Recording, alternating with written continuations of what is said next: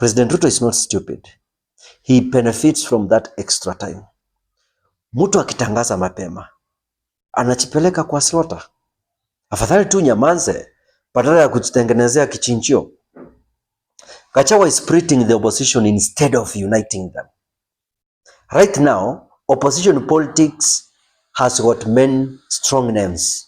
Kalonzo Musyoka, Fred Matiang'i, George Natembeya, Martha Karua, Babu Owino, and other voices. If Gachagua is trying to push himself too hard, others will refuse to support him. And they may even form their own camps. And that means the opposition vote will scatter. And when the opposition is divided, the incumbent wins. Upinzani ukigawanyika, President Ruto anaingia tamu ya pili bila stress.